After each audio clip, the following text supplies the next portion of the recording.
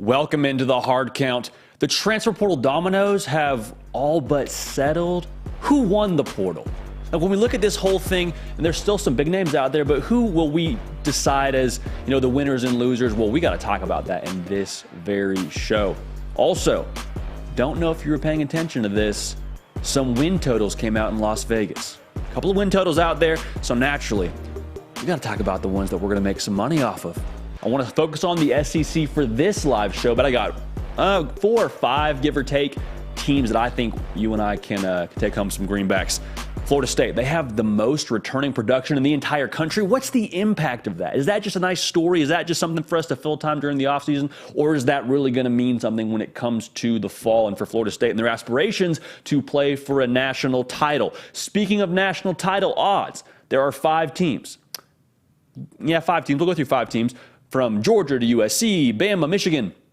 What are the key question marks for them when it comes to making or breaking their aspirations to winning a national title? I'm fired up to have you along for this ride, man. We talk college football every single day on this beautiful platform that is the On3 YouTube channel. Welcome into the hard count. I'm JD Piquel, Trey Yannity on the 1s and 2s. We can't waste too much more time now, because there's a couple of names out there that are still floating, and it could potentially impact our winners and losers here. But let's get right to it, man. The transfer portal. Like I just said, the dust has all but settled on a lot of these teams with their portal classes. So when we look at this thing, who won the portal and who lost the portal? I want to start with a couple of these winners. And the first winner, with the team with the #1 transfer portal class, according to us here at On3, the USC Trojans. Took 14 transfers, and when you look at USC, they got Marshawn Lloyd on the offensive side of the ball, going to help tote the rock for them. They got Emmanuel Pregnon shoring up the trenches on the offensive side of the ball. It feels like, to me, USC did the best job of addressing needs. USC already a really good football team. There's a reason why they're in that top 5 range when it comes to national title odds. They did a lot to help themselves. Got a lot of really good players, specifically on the defensive side of the ball. Got Mason Cobb, linebacker from Oklahoma State, already stepping into a leadership role. You got Big Bear Alexander from Georgia, going to be wreaking havoc in the interior for the defensive line for USC. Also got Anthony Lucas, former top prospect from Texas A&M. So when you look at USC, everything that was on the wish list that you were hoping maybe Lincoln Riley would come back with from this portal haul, USC has it in spades. There's a reason why the #1 portal class for us, there's a reason why we have them as a winner. USC and Lincoln Riley continue to do their thing utilizing the portal. Now, another individual we got to talk about who's done a really good job utilizing the transfer portal, Coach Prime. And Coach Prime and company, they got the #2 portal class for us. They just flipped the entire roster. Like when you talk about Colorado this coming season, I don't want to hear a peep about what they did in 2022. A lot of people are going to say, they only won 1 game, they only this, they only that. Dude, those people that were a part of that 1-win season aren't in Boulder, Colorado anymore. Coach Prime went and got 43 transfers and counting. The sheer volume of new individuals they have on that roster is just frightening. It's a totally new outfit at Colorado, and it's not just the volume. They also got some really good players. Some of the most notable ones, Shedeur Sanders, obviously Deion Sanders' son, playing quarterback. Travis Hunter playing both ways for Colorado. Cavassier Smoke going to be a guy for them in the backfield from Kentucky. We could keep going here. We don't have enough time to go through every single person that transferred into Colorado. Jimmy Horn Jr., another one that was a big-time player that Colorado got from USF. So Colorado just completely knocked the entire old house down, picked up some pieces, and not just rebuilt the house where it was. They took a whole new property, whole new neighborhood, whole new zip code, and are building Colorado to a new operation in 2023. So Colorado, #2 portal class for us. The volume, the quality, it's a new Colorado team. Credit Coach Prime and company. Never seen anything like it in college football, modern college football, any way you want to shape it. Any kind of history era you want to pull from, we haven't seen this before. So I am fascinated to see what happens in 23 and beyond for Coach Prime down there in Boulder. I guess it'd be up there in Boulder, technically. Mile High City, Mile High, elevation, whatever. Colorado, you feel me. Auburn is another transfer portal winner for us here. And the thing that comes to mind when I think about Auburn and what they did through the transfer portal, they just ensured where the floor is going to be for their program. number 6 portal class in the country. Is it going to be a mansion in 23? Is is Auburn going to be a team that, wins the SEC and wins double-digit games? Like, I don't know. It's college football. It's impossible to speak in absolutes. But I think you did a better job ensuring in year 1 under Hugh Freeze that the whole floor isn't going to cave in on you. The house isn't going to collapse. You just upped the talent, because there's a lot of people in Auburn, Alabama that feel like Brian Harsin didn't do them too many favors in terms of what he left for Hugh Freeze. And by nature of what they did on the field last year, by nature of what Hugh Freeze did to this roster, I think that tells us all we need to know. So Hugh Freeze and company did a lot to just ensure that the foreseeable future is going to be at a better jumping off point than what it was when Hugh Freeze arrived there. Peyton Thorne at quarterback. They're in the hunt for a couple other playmakers, it sounds like. They added Hudson from Ohio State, a wide receiver. Keys from Ole Miss, like a linebacker. They did a lot throughout the roster to just ensure a better jumping off point, like I was already saying. Now, Florida State is no stranger to the portal. Mike Norvell is arguably the portal king. There's going to be a lot of people saying, well, Lincoln Riley, well, Deion Sanders, well, Lane Kiffin. I hear you, but we don't understand. Florida State and Mike Norvell, they have made their bed this way. Like, they're no stranger to this game.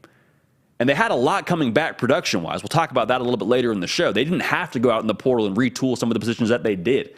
Still go and get the top corner in the transfer portal in Fentrell Cypress, one of the best tight ends in the transfer portal in Jaheim Bell from South Carolina.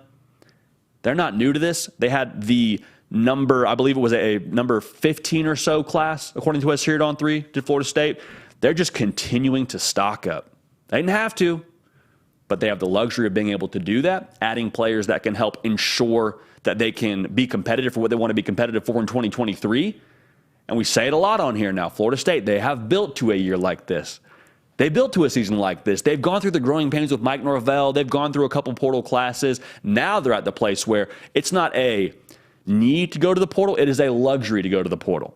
Did a really good job adding some key pieces. Darrell Jackson, another one they added from Miami, defensive lineman. He's going to be a guy in the trenches for them that helps, ensure some of that defensive line depth. So Florida State, not a lot of needs, but a lot of luxury pieces they got to add and help shore up some other pieces of their roster. Now, the last winner I have for us is Louisville. It's Jeff Brom showed up on campus. They had a lot of production they were losing, and they had a lot of guys transfer out, and Jeff Brom just says, what's poppin'? Number 5 portal class. We're here. Shout out to Jack Harlow for that reference with Jeff Brom and Louisville. And Jack Harlow, you get the reference. This is just adding good building blocks for Louisville. They're just trying to ensure they don't take steps backwards. They won 8 games a season ago under the previous regime, but Jeff Brom, a guy that I think gets Louisville, brought in a quarterback of his from Purdue who then went to Cal, and Jack Plummer, got him to transfer to Louisville, got his guy for the future, it looks like. So I like Louisville. I love what they did in the portal. Again, they're a top 5 class for us. Louisville is definitely a winner when it comes to this transfer portal season, if you will. So USC, Colorado, Auburn, Florida State, Louisville, all winners for us. I got a couple losers now. Never fun, but we got to do it. Really quickly, though, make sure you subscribe to the On3 YouTube channel. We talk college football every single day. Shout out to all the wonderful people listening on podcast right now, making us a part of your day. We appreciate you for that. Also, follow me on Instagram. Follow me on Twitter at JDPiquel. Okay. Like I said, it's not fun, but in the beautiful thing that is competition, there's winners and there's losers. And people were competing for top talent through the portal, and these are the schools that I think ended up being on the losing side of that. So, first loser for me is Michigan State. And Michigan State, man, it's just tough. It's tough. You lost your starting quarterback from a year ago, a 2-time team captain, and then you lost your best offensive weapon in Keon Coleman at wide receiver. Peyton Thorne obviously went to Auburn. We'll see where Keon Coleman ends up going. The tough part for Michigan State is I don't think that these losses were related. Like, it wasn't like Keon Coleman and Peyton Thorne weren't happy for the same reasons. We've talked about why they left on previous videos. So to give it a quick recap, Keon Coleman sounds like testing the market with NIL. Peyton Thorne, there's different layers to why he left, whether it was he wasn't sure he was going to start and there was some really good competition, or maybe he wasn't happy with the competition. Not sure why Peyton Thorne transferred. I think he transferred to a better situation at Auburn, and now at Michigan State, you're saying, what is going on? Why are these guys transferring out? Also, we had an 11-win season the year before, and now we won 5 games. Like, what is going on? I don't think that the ceiling is coming out of Michigan State, but through the portal, it's tough to say that they weren't losers this window, losing 2 key pieces like that. So tough in East Lansing, tough for Mel Tucker. I think Michigan State is a loser this time around. Now, Texas A&M, subtraction by subtraction. 31 players transferred out of College Station.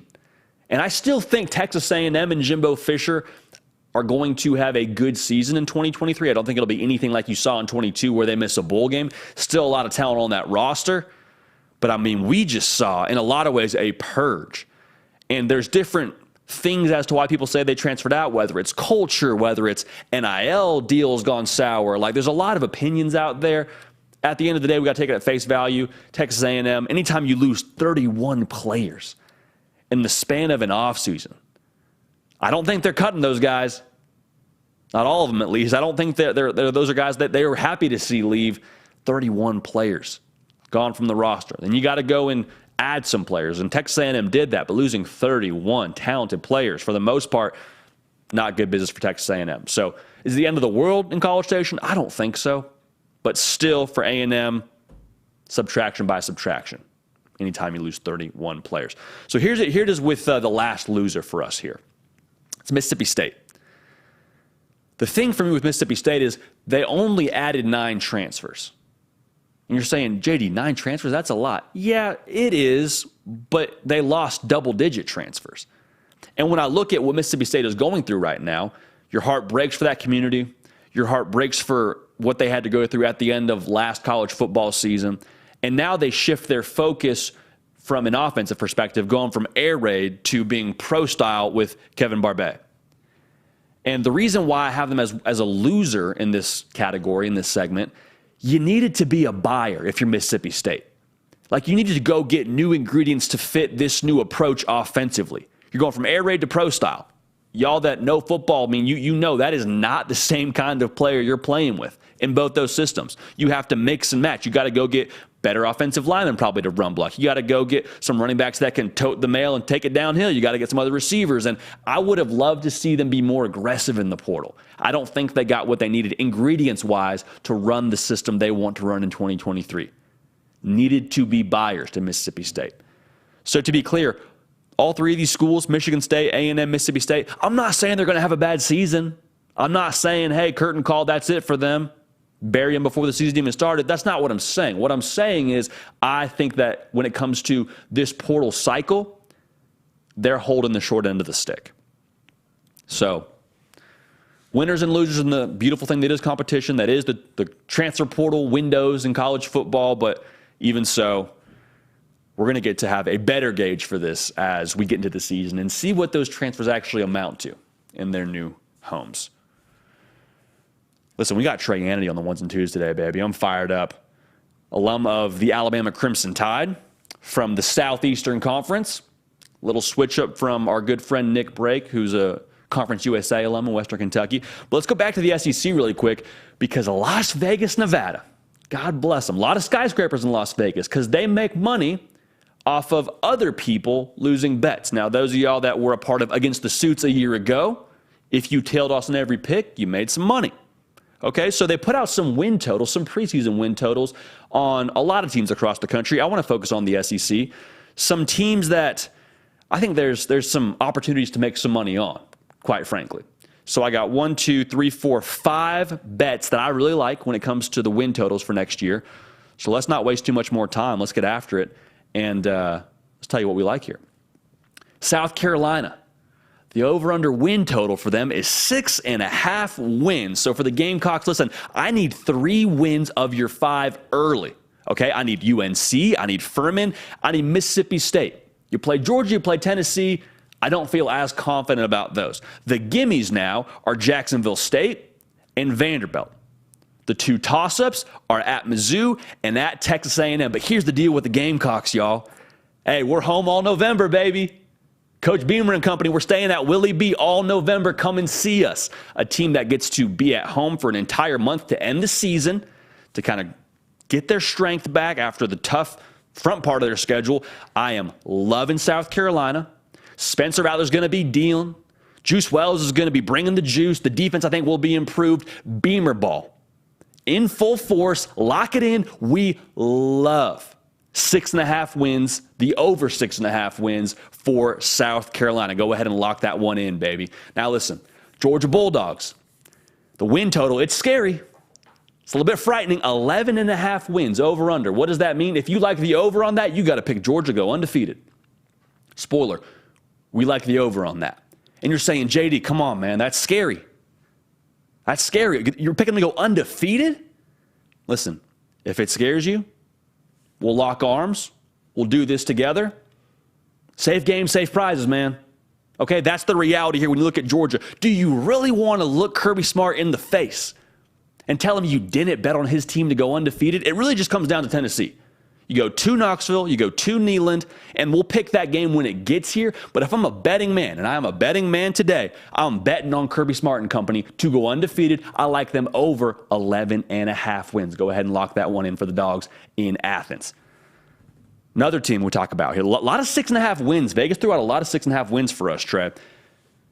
Auburn is at 6.5 wins, and I need these 5, okay? I need UMass, Cal, Samford, Vandy, New Mexico State. Okay, so that's 5 off the top. What should be 5 off the top now, assuming that Auburn is who we think they are. Here's my question, though. Are you going 2 for 3 against these teams? Mississippi State at the crib, at Arkansas, at A&M. I love Hugh Freeze. I love Peyton Thorne. I've talked a lot about the Tigers, man. We stay in Hugh Freeze here. But the reality is I don't feel good enough to think they're going to go 2 out of 3 against Mississippi State, Arkansas, A&M. I like 6 a lot more than I like 7. Auburn fans, the future is bright, but I'm going to go ahead and lean 6 wins for Auburn. I'm going to go under 6.5 for the Tigers. It's sad, but it's true. Somebody's got to do it, man. Now, again, another 6.5 wins. This is our third 6.5 win team we're talking about. The Tigers of Missouri. One of you actually got at me on Twitter because I tweeted out the graphic that our main On 3 page tweeted out with the win totals, and I quoted it and I said, listen, where are the locks, y'all? I like to think we have a very intelligent audience, and a lot of y'all follow me on Twitter, at JD Piquel. Where are the locks on here? And one of y'all, it was phenomenal. One of y'all said, take every dollar you have out of the bank and put it on under Missouri, 6.5. I'm like, all right, man, every single dollar? Dang. Every single dollar? I mean, like, depending on how much you're working with, every single dollar. So I took a closer look at Missouri because you felt passionate about this. We're the people's show. We feel passionate about things together. I started to look at Missouri. Not a lot coming back. The offense averaged 24 points a game. 24 points a game, y'all. That ain't winning football. Also, who's playing quarterback? Can someone tell me who's playing quarterback? You look at the schedule, because the schedule is everything when it comes to win totals. It is a brutal 6-week stretch from that first week of October to November. You go LSU, at Kentucky, South Carolina. Next week, catch your breath with a bye week, get some Gatorade in you, hit the cold tub, recover as much as you can, because then you go to Georgia. You go between the hedges and go play the defending national champions. Then you play Tennessee. I do not like that schedule. I do not like that stretch. Somebody's got to be under here. And I'm trusting the audience. I'm trusting our gut. We're taking Missouri under 6.5 wins. Listen, life is too short to bet the under, but when a bet like this is screaming at you, you take the under. All right? And if we look stupid later, we look stupid later. But you bet with the heart, not with the head. And the heart is saying under 6.5 wins for Missouri. So here's the last one. And it's LSU 9.5 wins, over under, right? Tigers of Baton Rouge. We love the Tigers, man. And this is one that I looked at early in the week. And we just, tell you what, full knockdown, drag out, WWE style, man. We wrestled with this one. I'm tossing and turning in the bed at night. My wife's like, what's going on? I'm like, babe, I don't know. Is LSU going to win 10 games or 9 games? Because Vegas knows something now. 9.5 wins. You and I know. They know something here. It's going to be very close to either side of this. So you think on it. You think on it. Here's what I've decided. Brian Kelly took this team to Atlanta. His first year in Baton Rouge. First year in Baton Rouge, Brian Kelly takes them to the SEC title game. Now, LSU last year, what were the games that they lost? The games that it felt like from the outside looking in where LSU beat themselves. Tennessee, maybe you kind of throw that one out. They don't play Tennessee this year. Show me the 3 losses for LSU that are just gimme losses. Show me the 3. Maybe you say Florida State. Okay. If that's how you feel, I don't know if that's a gimme loss, but okay, I'll say Florida State first one of the year. JD, they go to Bama. Okay, I hear you, to Bama. All right, so I'll give you those 2. What's the next loss on the schedule? What's the next gimme loss? At Ole Miss? I don't think so. I think Jaden Daniels improves. I think this defense improves. I think the culture matures. I don't think we see LSU beat themselves like we saw them do last year against A&M. So we're taking LSU over 9.5 wins. Again, safe games, safe prizes. Go ahead and lock that one in. We like the Tigers for 10 wins on the season. How about that? So to recap it for you, got a program crush on Beamer ball in South Carolina. We like them over 6.5 wins. I'm not betting against Kirby Smart. That's for darn sure. Over 11.5 wins for the Dogs. Auburn, I like 6 more than 7. We're taking under 6.5 wins for the Tigers' first year under Hugh Freeze. Another Tigers at 6.5 wins. We're taking the under for Missouri. LSU, man, we wrestle with it, but we like over 9.5 wins for the Tigers. So 3 Tigers on here. We're betting the over on one of them and under on 2 of them. I'm telling you right now, get in on this. Get in on this right now. If you were with Against the Suits last year, you made some money. We appreciate y'all for that now. Appreciate y'all for that. Man, Vegas, I'm telling you, they make a lot of money every single year, but you watch this show, we're going to make sure that we take back what's ours. Against the Suits, back in full-fledged, man. Tell you what. Shout out to everybody on podcast right now listening. Gosh dang it, we love y'all, man. If you're on podcast, you know what that means? It means you had some reason why you couldn't watch us live on YouTube. And man, I get it. Life happens. Life happens. You maybe have a real job. Maybe you got kids. Maybe you're babysitting. Maybe you're going for a walk. You got something going on. But you said, you know what? I can find time. I can't watch live, but I can find time to go back and listen to the hard count. Because I'm a part of this program. I'm a part of this community. I want to make sure that I don't leave my guys hanging over there at the hard count. So we love y'all for that. On Apple, on Spotify, however you get down, you can find the hard count there. All right? And if you're live locked in right now, freaking love you too, all right? So thank you for being here. Let's keep this thing moving, man. We talked about Vegas and their opinion on the SEC. We told you we're going to make some money. It's going to be a great time. Vegas also has some opinions on the contenders. Okay, we got 5 contenders. And they're their early odds, their futures, whatever. But I want to talk about the variables around these contenders. What are the questions we have for these teams if they were to win a national title? What's the number one question we need answered? I'm so glad you asked. Let's talk about it. Vegas likes Georgia as the best odds to win the national title. Surprise, surprise, have them at plus 220. My question for Georgia is Carson Beck as advertised? Is 15 going to be slinging that pill around like a shady pharmacist? Do we know what we're getting in him? Because I saw him in the spring game now. I saw Carson Beck in that spring game. It fired me up, dude. Like, if that's what Georgia's going to be offensively, I love Stetson Bennett. God bless him. Hope he never pays for another thing in Athens, Georgia. But Carson Beck, man, he's got that arm talent. Looked like a technician behind that offensive line in Georgia. This thing in Athens, that roster, it's not built to shift gears. You know what I mean by that. Any of y'all that drive stick, I don't drive stick, thank the Lord. But when you drive stick, there's potential for that thing to stall out if you don't shift gears properly. You kind of got to shift it one way, and then eventually the car makes some noises and eventually gets into gear. That's not the thing at Georgia now. We've looked at that roster. We know how Kirby Smart recruits. We know that culture. It's not built to shift gears. It's built to be pedal to the metal. Let's go get us a 3rd ring. And so my question, going back to Carson Beck, if he's as advertised, they don't have to shift gears. They just keep this thing rolling. Coach Bobo now calling the plays. Carson Beck, QB1. You would imagine the defense is still just stocked with ridiculous ability. 70% of the production is back from a year ago. Is Carson Beck someone you have to account for, like we saw Stetson Bennett be in 21? Or is he someone that propels Georgia, like we saw Stetson Bennett be in 2022? So is Carson Beck as advertised? That's the number one question I need answered for the Dogs. Because if we see Carson Beck look like how he looked in that spring game, God bless the rest of the country. God bless the rest of the SEC. God bless the rest of college football. But Georgia will be on a tear. All right? Really quickly, make sure you're locked in right here. Subscribe to the On3 YouTube channel. We talk ball every single day. You're watching a college football show in May. If you're on podcast, you listen to a college football show in May. We love you so much for it. Listen, we're cut from the same cloth, okay? We're family. Make sure you're locked in right here, all right? Now, the second best odds in Vegas. Got Ohio State at plus 600. Here's my question for them. Similar to Georgia, a little bit different, but similar. Does this Ferrari have a driver? Fancy way of saying you got Devin Brown, you got Kyle McCord, 2 5-star options, okay? Not bad. A lot of people would give their left arm in a special teams unit to be able to have that problem. But I love what they have personnel-wise. Marvin Harrison Jr. probably could have been a top 5 pick this season. Dude is that good. The personnel on the defensive side, I think, is what gets slept on. JT Tuimoloau, I've told you on here, all Big Ten, written all over him. Like Gary Big Tier, got All-American written all over him. Same thing with JT Tuimoloau. I love what they have with Jack Sawyer on the defensive end. I love Tommy Eichenberg, leader of that defense, coming back. I love what they did in the portal. Jahad Carter at safety, Denzel Burke at corner. I love all the pieces here at Ohio State. So the car is built really nice.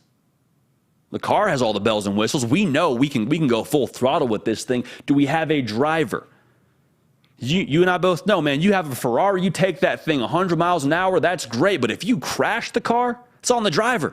Doesn't matter how fast the car is if you just are steering off the road every now and then. So do they have a driver? Because C.J. Stroud, there's a lot of a narrative around about how he didn't beat Michigan and Ohio State didn't look great those days. Listen, he still went over 3 bills in those games. If you don't have a quarterback like C.J. Stroud, what do those games look like, final score? I don't know. It's a team game. You don't pin it all on C.J. Stroud, but I just think that question has to be asked. Do you have a driver at Ohio State to run this Ferrari? That's my question. Next up, Trey Yandy's Alabama Crimson Tide. They're at plus 600. Everybody and their mama saying, Nick Saban's lost his touch. Oh, look, they went and got Tyler Buckner from Notre Dame. Couldn't even start at Notre Dame, and they might bring him to start at Bama. Alabama, man, selling them down the river. Well, Vegas isn't. They're telling you third best odds. I mean, tied for second best odds, if we want to be real. They're tied with Ohio State to win the national title. What does the makeover look like in Tuscaloosa? What does the makeover look like? They got a new DC, got a new OC. They're going to have a new quarterback, whether it's Milrose, Simpson, Lonigan, Holstein, Buckner. They're going to have somebody new behind center. What does the makeover look like? Because listen, we all know this. Sad but true. Not all makeovers are created equal, okay? You and I both have had that friend that comes back from getting a makeover, and this is not gender specific. It could be a guy or a girl. They try something new. They get a makeover. They come out, and it's like, man, the old way looked better. The old way was, this is not you. I understand what you're trying to do. I like it, but this is not a good look. Or is it, wow, much better. New you. I like it. This suits you. What's the makeover look like? Because they have 125th ranked returning production, meaning this will be a new Alabama team. Staff, roster, all of it. It's looking new at Alabama. What does the makeover look like? The quarterback position is going to get most of the attention, and it probably should. I'm fascinated to see what that looks like during the fall, just by nature of all the newness that we've talked about so far with talking about Alabama. What does the makeover look like? Because here's the thing, man. I'm not betting against Saban. I'm not doing it.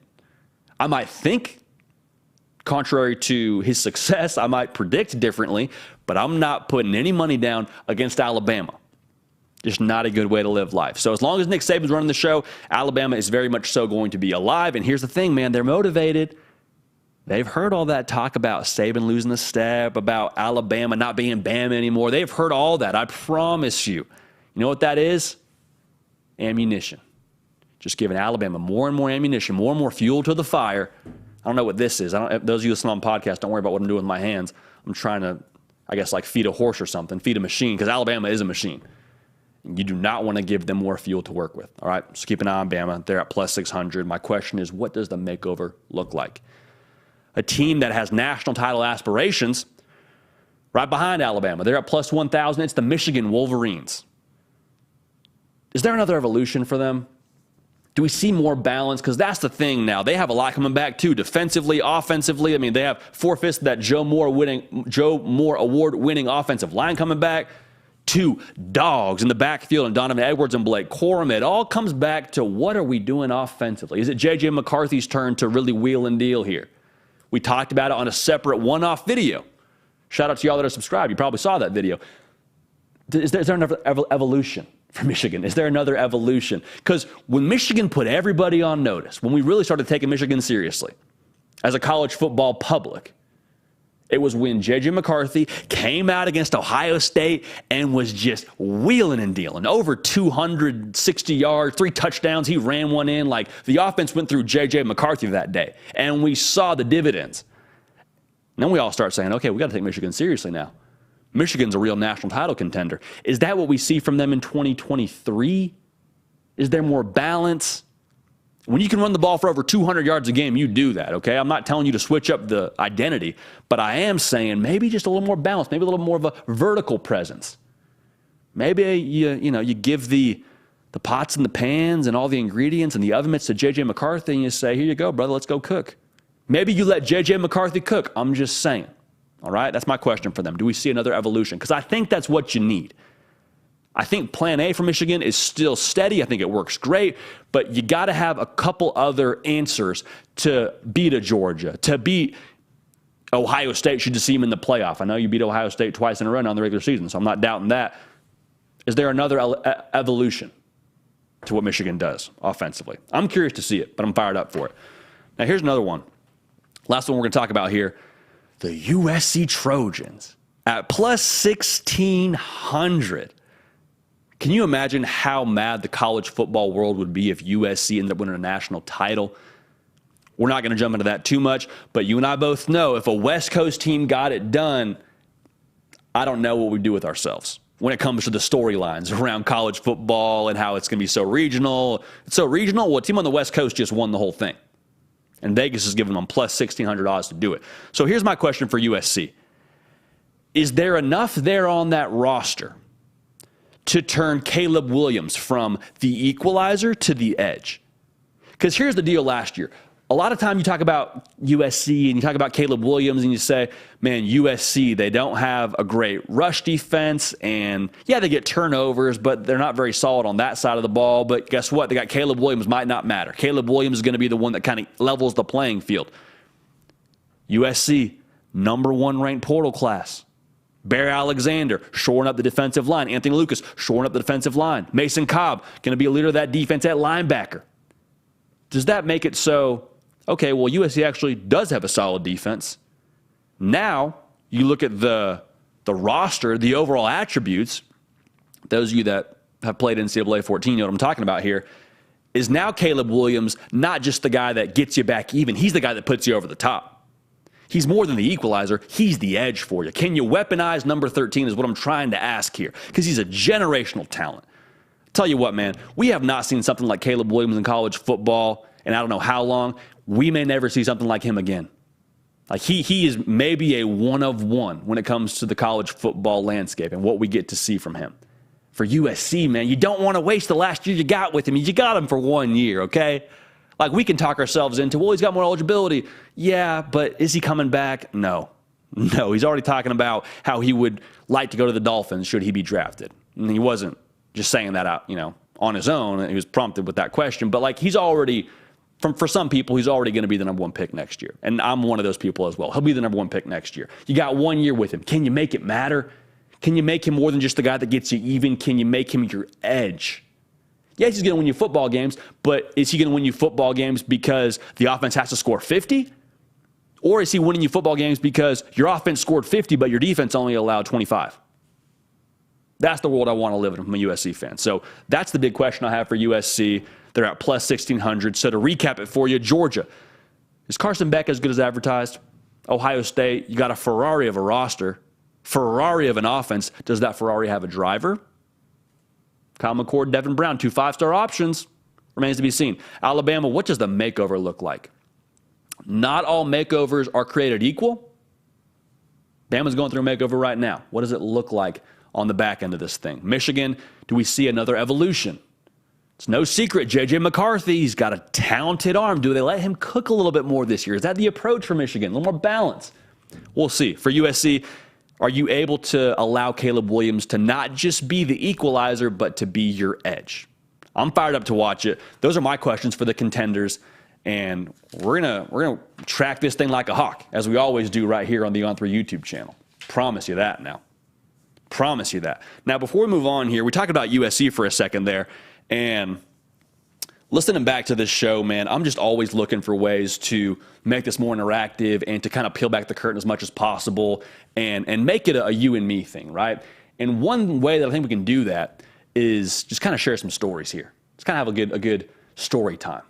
That's what we love about, college football and the human element to begin with. Like, I just want to talk to y'all a bit about some of my experiences. And thinking about USC now, one experience specifically comes to mind. There's a couple of them, but one specifically comes to mind that I thought we had to talk about here. So y'all that know me, I'm from Southern California. I've lived all over the place, but spent a lot of my formative years in Southern California. And every time I would go back for the summer, we'd go back to this dune in Manhattan Beach. It's called Manhattan Beach. It's not really a beach. It's just this hill that is, I kid you not, probably 150 yards high. And it is deep sand, and you run up it enough times, you're ready for your conditioning test when you get back to school.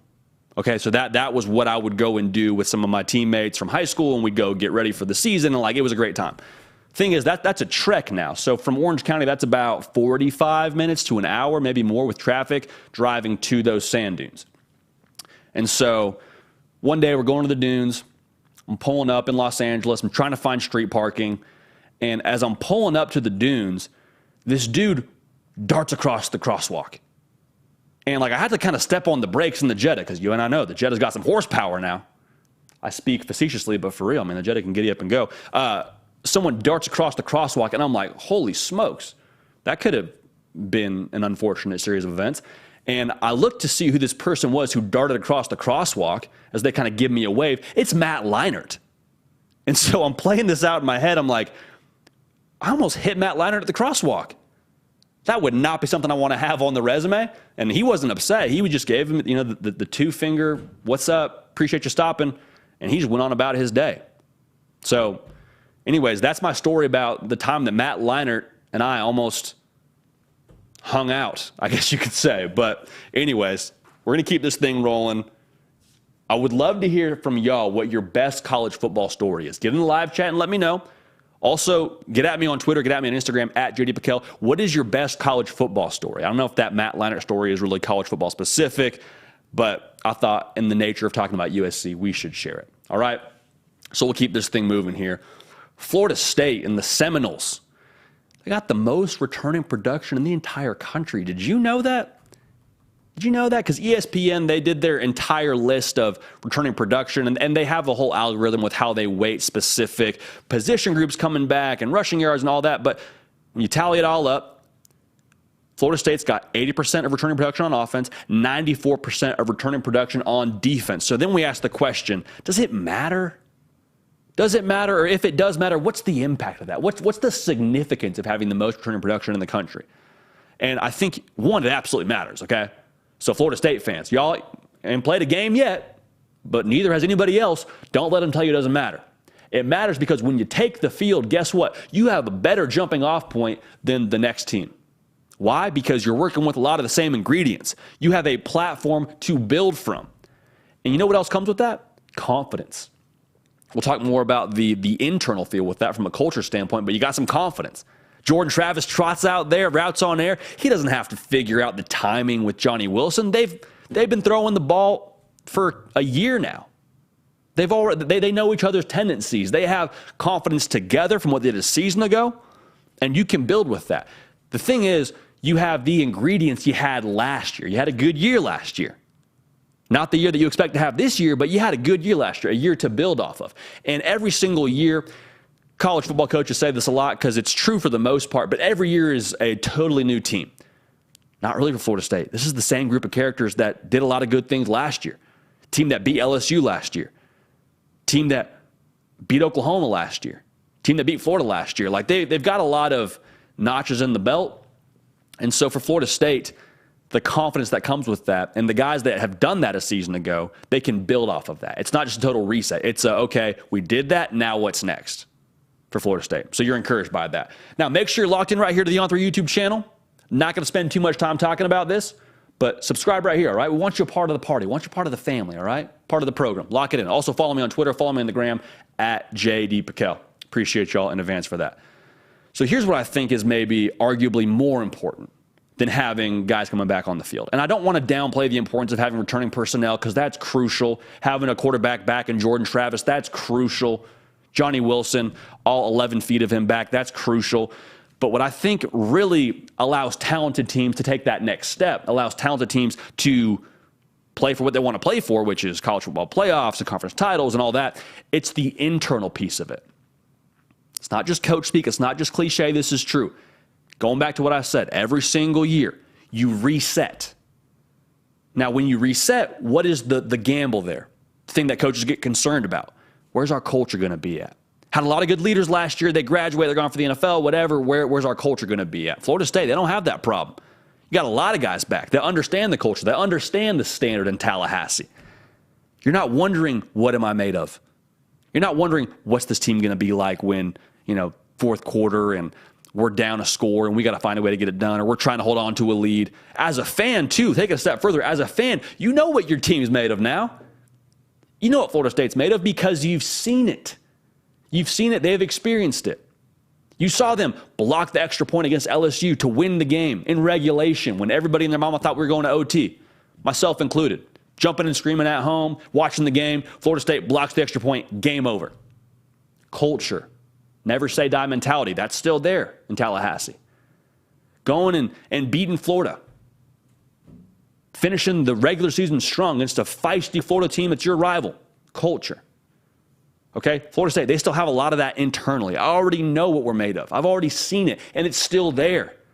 It's not like, hey, great year in 22. Let's try and pick up the pieces and find a way to get the guys that are still left to get it done. No, a lot of the guys are still there. That's why you get excited about 23. That's kind of the thing, man. You're excited about 23 because of what you did in 22. And a lot of those guys come back in 22. So now what happens? Returning production plus positive results. You put them together. What do you get? High expectations. You get pressure. We say it a lot on here. No pressure, no diamonds, man. That's the reality. If you want to achieve something great, there's got to be some expectations for you. In Florida State, they welcome those expectations. Those are expectations they haven't really had in a realistic sense on them in a minute. So they're happy to have it. Jordan Travis, he relishes it. Jared Verse relishes it. Mike Norvell, they gave him some new money, relishes it. That's what this team's made of, and I'm excited to watch it. I'm excited to see what they do with it now. Because there's going to be a lot of hype when it comes to, preseason polls and the homepage on ESPN. And, we're going to talk about Florida State here. We're going to do our part. I promise you we'll do our part in hyping up Florida State because they've deserved it. They've earned it now. A lot of guys back, a lot of things that are teed up for them to be successful. Who knows who's the favorite in the ACC right now? A lot of people would say Florida State. I'd have a hard time disagreeing with you. There's pressure now. There's pressure. So how you respond to that is what's going to make Florida State in 23. Goes without saying. But you feel better about them handling that pressure because it's guys that are back from last year, guys that have been through the fire. So Florida State, #1 team in returning production. Does it matter? Heck yes, it matters. It matters you've got guys that played before, but I think it matters even more that you have guys that have a culture that's really in place now in Tallahassee. There's no reset button. The mission is the mission now. Go win the ACC, go make the college football playoff. That's the mission. Anything less, they're unhappy with. Double-digit wins, cool, we'll take it, yeah. But we didn't win the ACC, mission failed. So Florida State, that is what they have in front of them. I'm fired up to watch what happens there. They're going to be a lot of fun to watch this coming season. So that's Florida State. Appreciate everybody tuned in live right now, man. Go ahead and like the video if you haven't already. Go ahead and throw a thumbs up at us. We're glad to have you here, man. Again, we talk college football every single day. And we love this sport together, man. I'm telling you, it's May. You're watching a college football show. We're talking about college football. So go ahead and like the video. Get in the chat right now. Let us know your college football questions.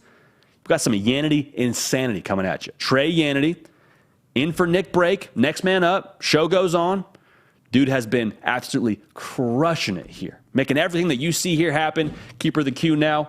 Welcoming in that man from Tuscaloosa, Alabama. The pride of South Carolina, Trey Yanity. Trey, how we doing, big dog?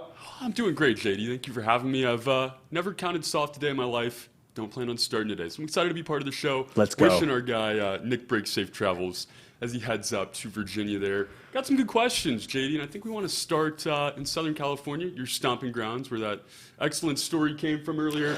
Somebody asked if USC has a top 40 defense. Is that enough for a CFP appearance?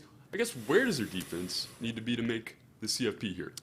Top 40? I think top 40, you're in the ballpark, right? Like, I mean, you know, you're a Pirates fan, Trey. You're at least in the door there at wherever the Pirates' home baseball park is. For USC, man, 40, gosh, top 40, I feel better about it, but I would love to see them be in like that top 30, top 25 range if we're being greedy. Because they went to the portal. Lincoln Riley went and got himself some program guys to get it done. I'd love to see him near the top 30. Top 40, maybe. Top 30, I think you start to feel a little bit more excited about your chances. Because, I mean, in the Pac-12 now, Trey, you and I both know this, they're going to play some offenses. Not to mention they still got to play Sam Hartman and Notre Dame. They're going to have their work cut out for them. So top 30 makes me feel better. But USC, man, the reason a lot of people are excited about them, a lot of people are picking them to be a college football playoff team. Vegas is grouped in there as well. They got them in the top 5. So, yeah, great question. Top 30 is my final answer there, Trey. I like it. Defense has to improve at least a little bit. Let's stay on the West Coast here, JD. Let's take it to the Evergreen State. I think it is Washington. Talk win totals earlier. Washington State, 6.5 as well. What are we thinking there? Dude, first off, look at you. Evergreen State. That was a bar. That was an absolute bar from you with the Evergreen State. Yes, Washington State, man, 6.5 wins. We'll go over. They surprised a lot of people last year, Trey. They went to Madison, I believe, and beat Wisconsin. And Wisconsin, obviously, they had made some changes since then. So, you know, I don't know if that would happen again this year. But I'll go ahead and take the over on Washington State. They're 6.5 wins. Probably could go either way on that. But, you know, it's May. We'll roll with the over for the old Cougs there. Yeah, I like it. I think Washington State's higher ceiling. I know that one a little bit less talked about here. Let's take it back to the SEC. A lot of Tennessee talk in the chat. Nobody really asking about a win total mark here. If you had to pick one, JD, what do you think for Tennessee? You know, Tennessee's at 9.5 wins. So we looked at that one hard. I didn't put it on there as a best bet because, quite frankly, I don't know just yet. We talked to people in the office about it, and we kind of put it up for discussion. You know, if we're playing safe games, we're saying 9-3. We picked them to go 9-3 a year ago, and they went 10-2. So we were kind of close there. Gosh, man, it's so tough in May, Trey, because you want to go over on everybody. You want to go over on Tennessee. You want to go over on LSU. You want to go over on Georgia. You can't go over on everybody. So if I were to put a confidence bet down, I would say 9-3 for Tennessee and hedge that way. But I also think 9.5 is a realistic number. So 10 is also. So I'm sitting on the fence here, Trey, is what I'm telling you. I'm sitting on the fence. I don't know which way I like. I'll lean 9-3 right now because it's May. But we'll pick that when we get closer to, for sure. It's a high expectation. High expectations. They've earned it. You know, they have, and they're going to have a lot coming back. Let's talk about a game that's coming back this year. I think Florida State's kind of been the theme of our show today. We had a poll out on our show as well. Who had the best success in the transfer portal? Florida State was a selection by our fans. A lot of Florida State commenters. Let's preview that game just a little bit more, JD. I want your thoughts. LSU versus Florida State. If you had to make a pick, it's May. If you had to make a pick, what are we taking there? I love it, man. I absolutely love it. Great tee up by you and great poll posed by you as well. So listen, we got Florida State and LSU in Orlando on a Sunday. The beautiful part about week 1 college football, it don't matter if it's Saturday, Thursday, Sunday, Monday, we got college football on the television. So that's great. We actually previewed this game on the On3 Roundtable YouTube channel. Shay Dixon from the Bengal Tiger, LSU's On3 site, and Ira Schofel from War Chant, our On3 Florida State site. So go and check that out. They did a phenomenal job previewing the game. Man, so here's the deal, Trey. We picked LSU over 9.5 wins today. Again, it's May. Like you said, it's May. We picked LSU over 9.5 wins, but we factored in the potential that Florida State wins that game week 1. There's more cohesion on the offensive line for LSU. Jayden Daniels looked good in that spring football game. Man, it's so tough. It's so tough. You know what? It's in Orlando. I bet both crowds turn out. So here's the deal. We're going to pick this game prediction-wise, preview-wise when we get to that week. Right now, I'm going to lean ever so slightly towards Florida State. Ever so slightly.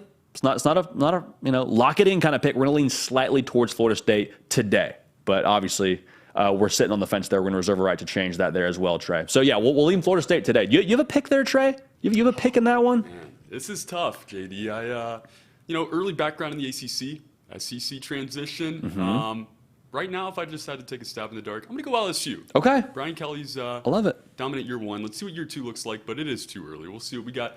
We can wrap it up there, JD, or I got one more win total for you if you want. Let's do one more, huh? It's a Thursday. Let's do one more. Let's get crazy. Let's get a little crazy and do one more.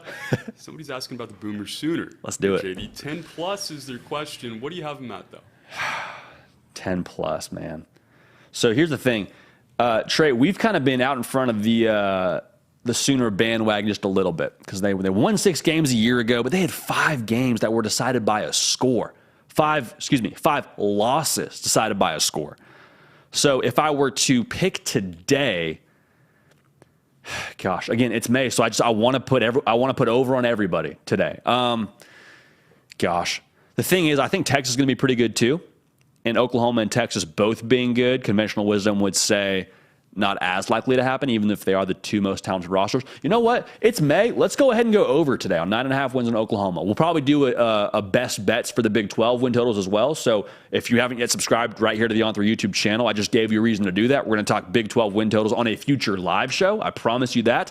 So right now, we'll say over, Trey. We'll say over. How about that? That is beautiful, JD. I think that's all we got. Thank you for going rapid fire there for us too on all of our win totals, and thank you guys for getting in the comments, interacting with us throughout the show. But I think that's all we got here for our questions today. Trey, you're the absolute man. Appreciate you holding it down, brother. Phenomenal job, man. Also put you on the hot seat for a second there, and you just jumped in. No problem at all. Picking the Tigers week 1 is Trey Hannity. All right, y'all. We appreciate y'all rocking with us here. Now, so here's the deal. About 2 years ago tomorrow was when we filmed the first ever Hard Count episode. And that episode was filmed, I believe it was either like 11 o'clock at night or like 5 a.m. in the morning as I was trying to get ready to go to my office 8 to 5 job. And so we sat down, filmed a video on a separate channel, and just did it because we freaking love college football and feel passionate about this sport and love everything that it brings. And so I don't say that to commemorate 2 years or to say, wow, look at us and where we are. Just genuinely to say thank you, because there have been so many of y'all that I know full well were watching when we were back in Waco, Texas, and are still watching now as we're doing this on the On3 YouTube channel. So thank you so much for that, and appreciate y'all that have joined us along the way. An absolute blast and a privilege to be able to spend this time with y'all on a daily basis right here. So again, if you haven't yet subscribed, man, we'd love to have you all at the party. We'd love to have you a part of this. Shout out to the good folks on podcast holding it down. Like I said, if you're finding time after we go live to jump on the podcast and hear us on your drive or on your walk to work, whatever you're doing, man, we appreciate y'all for that, making us a part of this. So for all of us here, man, Trey Hannity holding it down on the 1s and 2s. I'm Jody Piquel. We love y'all. We appreciate y'all. We're going to keep this party rolling, and we will see y'all next time.